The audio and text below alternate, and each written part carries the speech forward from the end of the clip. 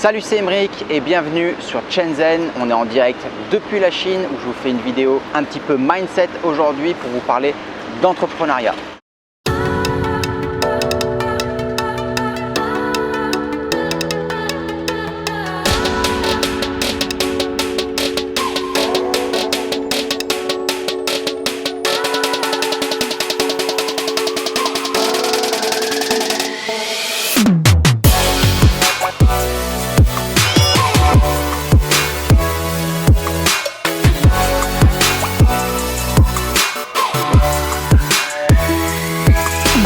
Si tu es nouveau sur cette chaîne, n'hésite pas à t'abonner dès maintenant pour ne louper aucune de mes nouvelles vidéos. Merci aussi de me laisser un gros pouce bleu, cela me permet de savoir quel type de contenu t'intéresse et de créer encore plus de vidéos et de tutos sur cette chaîne. Et bien sûr, si tu as des questions, n'hésite pas à les poser dans les commentaires, je me ferai un plaisir d'y répondre par écrit ou même par le biais d'une vidéo. Donc j'ai entendu dire, il n'y a pas très longtemps de ça, des personnes dire que justement l'entrepreneuriat était quelque chose d'inné, que ce n'était pas donné à tout le monde. Pour répondre à cette question, moi je vais utiliser une analogie et je vais comparer le fait de devenir entrepreneur au fait de devenir papa ou au fait de devenir conducteur. Dans le premier cas, personne ne devient papa. Moi je le sais très bien, j'ai été papa, je suis devenu papa il n'y a pas très longtemps de ça. Et avant de devenir papa, on est tous un peu en panique, on ne se sent pas prêt, on se dit qu'est-ce qu'il faut faire, comment on va savoir gérer les choses, etc. Or, c'est quelque chose qui s'apprend au fur et à mesure et puis qui se développe. C'est comme un instinct. Ok, donc ça, c'est pour la première analogie. La deuxième analogie, c'est comme le fait de conduire. C'est pareil. Au départ, lorsqu'on ne sait pas conduire, on se dit oula, mais c'est vraiment compliqué. Il y a des boutons de partout, des pédales, etc. Comment je vais faire pour vraiment me coordonner, me synchroniser et puis bien conduire? C'est pareil, encore une fois, c'est quelque chose qui s'apprend. L'entrepreneuriat, c'est exactement pareil. C'est quelque chose qui va se développer et s'apprendre. Alors certes, certaines personnes auront un avantage sur d'autres personnes du fait de leur facilité de communiquer, de leur prestance, de leur aura, différentes choses comme ça. Mais ce sont des choses qui se travaillent et qui se développent. Donc, certes, certaines personnes auront des facilités pour devenir entrepreneurs du fait de leur facilité pour communiquer, de leur capacité à gérer le stress, à prendre des décisions, du fait aussi de leur prestance ou de leur charisme. Mais toutes ces choses-là se travaillent et s'apprennent aussi. L'un des pièges que je vois cependant souvent ces derniers temps, c'est énormément de personnes qui vendent l'entrepreneuriat comme quelque chose de cool, de relax. On vous parle de concepts comme le fait de devenir digital nomade ou le fait d'être indépendant, d'être libre financièrement ou même en termes d'emploi du temps. C'est vrai et pas vrai. Il faut savoir que l'entrepreneuriat n'est pas quelque chose d'aussi beau ou rose comme on peut tout le temps vous le vendre. Premièrement, il faut savoir que lorsque vous vous lancez dans l'entrepreneuriat, vous n'aurez pas d'horaire fixe. Donc c'est quelque chose qui peut paraître simple comme ça, mais qui pour beaucoup de personnes est quelque chose de difficile à gérer. Pourquoi? Parce que beaucoup de personnes ont été habituées à avoir un emploi du temps, à avoir quelque chose de vraiment très cadré depuis qu'on est tout petit, au final depuis qu'on est à l'école. Or, soudainement, on se retrouve à devoir gérer notre temps par nous-mêmes. Donc c'est quelque chose qui peut parfois ralentir beaucoup de personnes et poser des difficultés.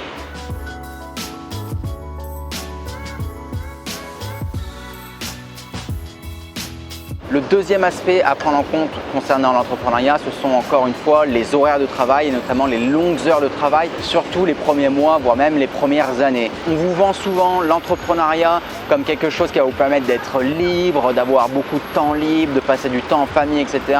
C'est en partie vrai, oui et non. L'entrepreneuriat nécessite aussi beaucoup de sacrifices parce que vous allez devoir sacrifier beaucoup de temps libre et de loisirs, notamment avec votre famille ou les activités que vous auriez pu avoir au préalable, comme par exemple regarder la télé, jouer aux jeux vidéo, etc. Je ne dis pas que bien sûr ça va être impossible à faire, mais tous ces temps libres que vous aurez seront beaucoup plus rares et si vous en avez, si vous avez la chance d'en avoir, je vous conseille aussi de passer ce temps libre à vous instruire, à essayer de faire des choses qui sont valuable pour vous, pour le développement de votre business, mais aussi pour votre développement personnel. Le troisième aspect à prendre en compte concernant l'entrepreneuriat, c'est tout ce qui touche bien sûr au salaire, parce qu'il faut savoir que lorsqu'on démarre dans l'entrepreneuriat, on n'a pas vraiment de salaire minimum garanti. Il faut savoir que même au cours de la carrière d'un entrepreneur, les salaires peuvent fluctuer en fonction aussi de la trésorerie de la société, des performances de la société, est-ce qu'on est en saison haute, saison creuse, etc. Lorsque vous êtes en phase d'investissement, vous devrez aussi sacrifier planifier un petit peu votre salaire. Donc ça aussi, c'est un aspect à prendre en compte parce que si vous pensez qu'être entrepreneur, vous allez pouvoir vous sortir 1500, 2000 ou voilà, je ne sais pas combien de salaire tous les mois sans avoir de problème, bah là encore une fois, vous vous mettez le doigt dans l'œil. Il faudra aussi que vous planifiez bien à l'avance le capital que vous avez de côté pour justement pouvoir gérer votre activité sans avoir à vous soucier du côté financier. Quand je parle du côté financier, c'est du côté personnel, à savoir voilà, est-ce que j'ai assez d'argent pour payer mon loyer, pour faire mes courses, etc. etc. Donc, mettre de l'argent de côté pour avoir un petit capital de départ dans le business, c'est bien, mais il vous faut aussi un capital de départ pour tout ce qui est besoin personnel. Le quatrième aspect important de l'entrepreneuriat, c'est bien sûr le stress et la gestion du stress. Il faut savoir que lorsqu'on est entrepreneur, souvent quand même le stress est omniprésent. On se pose toujours des questions à savoir est-ce que j'ai bien fait ça? Est-ce que je vais dans la bonne direction? Est-ce que c'est la bonne stratégie? Parce qu'encore une fois, lorsqu'on est entrepreneur, on se retrouve souvent seul à prendre des décisions, ce qui n'est pas toujours facile et ce qui peut amener beaucoup de doutes. Donc ça aussi, la gestion du stress, c'est quelque chose à prendre en considération lorsque l'on veut devenir entrepreneur. Le cinquième aspect important de l'entrepreneuriat, c'est que vous n'avez plus de patrons, certes, mais vous aurez des patrons. Alors moi j'aime bien la formule toute faite qu'on entend souvent, voilà, on vire ton patron, etc. Donc certes, lorsque vous devenez entrepreneur, vous allez virer votre patron, vous n'aurez plus de patron, vous serez votre propre patron. Par contre, vous aurez des milliers, voire des dizaines de milliers de patrons qui seront en fait vos clients. Pourquoi? Parce que lorsque vous êtes à votre compte, vos clients sont les personnes qui vous font vivre. Comme on dit souvent en marketing, le client est roi et vous devrez aussi vous adapter aux besoins de vos clients. Donc par exemple, si vous êtes consultant, que je ne sais pas, au milieu de la nuit, les campagnes publicitaires de votre client s'arrêtent de tourner, qu'il y a un problème, vous ne pourrez pas dire à votre client « Ah désolé, là voilà, je suis occupé, c'est au milieu de ma nuit, donc moi c'est ton problème, c'est pas le mien, je m'en fous. Je m'occuperai de ton problème uniquement demain matin lorsque je me serai réveillé. » Non, ce n'est pas du tout le cas. Vous devrez là aussi être réactif, faire preuve de flexibilité pour justement gérer les urgences comme ça pour vos clients qui sont au final des mini-patrons. Et enfin, c'est qu'il n'y a pas vraiment de guide ou de manuel de l'entrepreneur. On peut trouver des formations ou des choses qui vont vous aider à devenir entrepreneur, à prendre des décisions, à avoir un meilleur esprit d'analyse, à avoir des meilleures capacités de réflexion, à définir des stratégies, etc. Énormément de décisions devront être prises par vous sans avoir l'avis de personnes extérieures. Donc encore une fois, on en revient au fait de gérer le stress, de prendre des décisions, etc. etc.